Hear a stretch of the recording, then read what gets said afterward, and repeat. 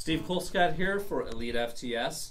I'm with Rachel Nutter, Scott Nutter, and Kathy Johnson. We're going to be talking about the Relentless Meet coming up.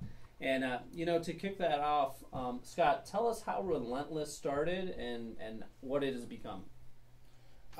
In 2011, a good friend, Garth Heckman, came down. We found out he was diagnosed with stage 4 liver cancer. And this is a man who had just beaten colon cancer and got that bad news that cancer was back, and it was back in a big way. So a training partner of Garth's approached me and told me I'd like to do something for Garth. Really feel like I'd like to do something with powerlifting. Garth's a powerlifter. And is there any way we could do some kind of a meet, raise some money? At the time, Garth was pastoring a church full-time and working 2 jobs on top of that, just trying to make ends meet. And we need to do something for this man. And so Mike Hamilton and I got together and we discussed that idea. And it just grew from that first meeting, and it became something far beyond anything we expected. We had that meet in March of 2011. And that day, $15,000 was raised for Garth Heckman.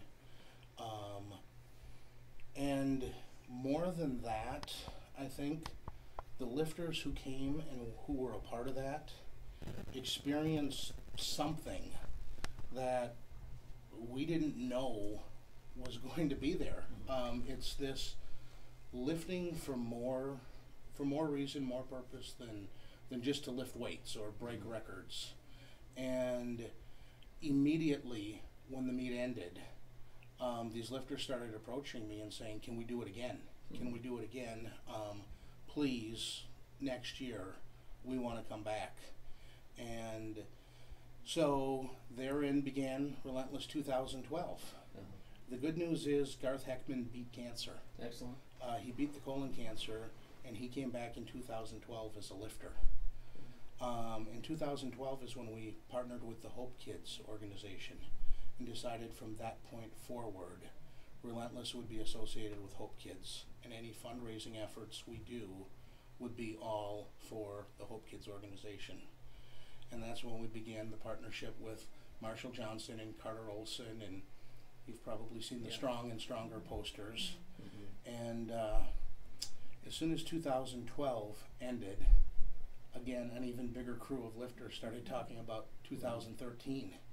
And it's funny because a guy approached me and he said, Scott, you're onto something here, and I see Relentless becoming bigger than just Minnesota. This thing is going to expand. And I told him, not a chance. There's no way I'm letting this thing get bigger because I can barely control what we've got now. And if you start talking about other locations, I won't do it because I can't control that. And this is a pretty wise person, and he looked at me and said, what makes you think you're the one who's in control now, Scott? And sure enough, just a few months later, we were approached about a Relentless Arizona meet. After Relentless Arizona came Relentless Detroit, all in 2012. Relentless Detroit was amazing, successful. And here we roll now into 2013. We sold this meet out in 30 hours. Absolutely, I'm humbled and I'm floored that the top lifters, I mean, we have people who are sitting out of Pro-Am, sitting out of, cash meets, sitting out of the Arnold, because they want to come to this meet and pay their own expenses and raise funds to be a part of this. 91 people coming to do this and all be a part of this thing for HopeKids. I checked on the computer today. We're still 23 days out from the meet, and already this group has raised $58,000 plus for HopeKids. Amazing. Rachel, could you tell us a little bit about HopeKids? Not everyone is familiar with the organization. Sure. HopeKids is an organization that deals with the family, with kids that have life-threatening illnesses. Kind of like Ronald McDonald House, but instead they deal with the whole family, which is nice. The way Josh Taylor describes it as on their calendar they have doctor's appointments. And that's all they have to look forward to. So I like to put other things on their calendars. Yeah. On their calendar, like sporting events or snow tubing or movies or a few months ago they had family portraits. They even have things, mom, dad, date night. So you work with the whole family, which is nice. It's not just because the illnesses affect the whole family, not just the kids. Scott, tell me a little bit more about the meet. What can people expect? I hear that it's very different than any other meet. So different. I think different is an understatement, Steve. What we've done, or what I did, was I introduced a group of people who know absolutely nothing about powerlifting. They've never seen a powerlifting event. They haven't been there. A lot of these people came the first year for a charity to support Garth Heckman, to support this thing. We fill that auditorium. 400, 500, 700, 800 people, most of which who haven't seen powerlifting. And they are turned on to something that they've seen for the first time.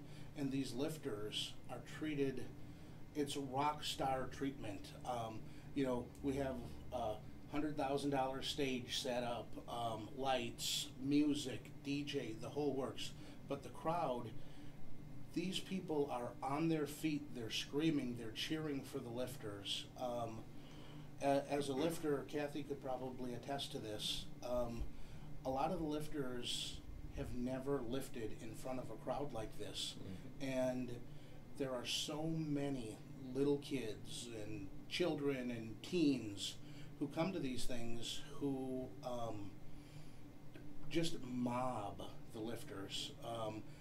They're taking pictures, they're signing autographs, and these kids just want to get close to the lifters. And it's funny, a good friend, Dan Grauerholtz, Dan told me, he's been a part of Relentless every year, and including Relentless Detroit. And Dan said there's something about that meet that changes people. Relentless takes the strongest man and will bring him to his knees. But it'll take these weak, frail, sick children and turn them into powerhouses. And at the end of the day, when all is said and done, they come together. And there'll be kids there in the auditorium this year who this will be their third Relentless, and they keep coming back and they look forward to it.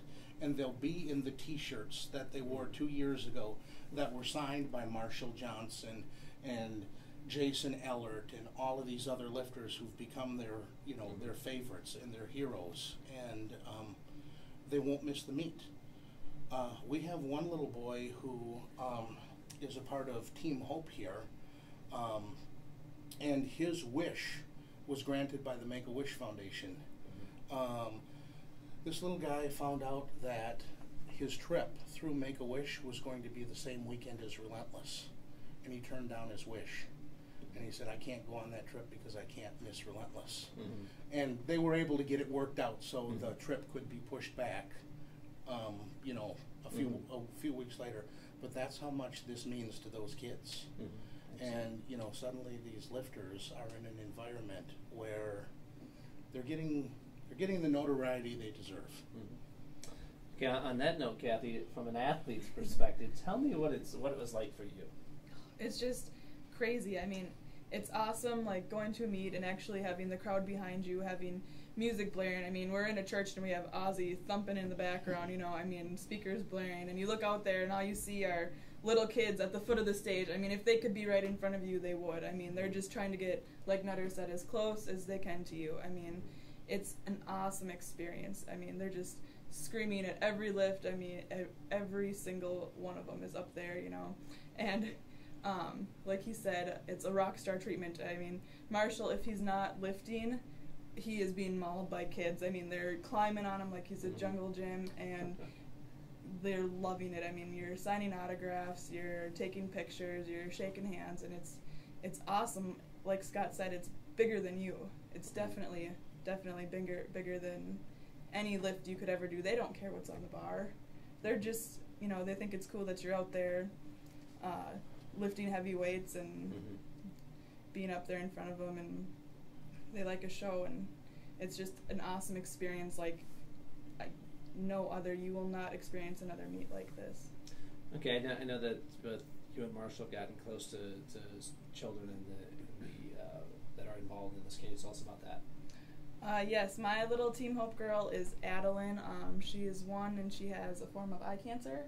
Oh, but she is just the sweetest little thing. I mean, you would never know it. She has such a little personality. At the HopeKids kickoff, she was running around with her brother and sister up on stage, running around. You know, she was a typical 1-year-old, and it breaks your heart to think that, oh, she has to go to chemo next week. You know, it's so sad to see that. And like with Marshall's Hope Kid Carter, it's so awesome. Like last year at the meet, Scott was like, Marshall, I hate to do this to you, but we don't know if Carter's going to make it to the meet. And Marshall's like, why would you do that to me, Scott? You know, and now Carter's back and he's fully 100% cancer free this year. I mean, and stuff like that. You definitely stay in touch with them. And I mean, Marshall went and hung out with Carter over the summer. They went fishing. You know, when Carter was in the hospital, they went and played video games with him. And it's just, it's cool to get to know the families beyond, oh, hi, I'm Carter, and this, you know, I'm Marshall. And you definitely get attached very fast.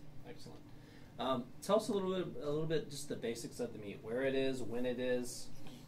The meet will be March 23rd in Rosemont, Minnesota, which is a suburb of the Twin Cities. And anybody thinking about coming, we are about 15 minutes south of the Mall of America, which makes the trip that much more appealing. Yeah. But March 23rd, 9 a.m., Rosemont, Minnesota, at Valley Christian Church. Okay. Which is also, when we started there on March of 2011, was an interesting thing. People talked about, how is this going to work? Weightlifting and powerlifting in a church. You know, they were picturing stained glass windows and pews. And I'll tell you what, the people from Valley fell in love with these lifters.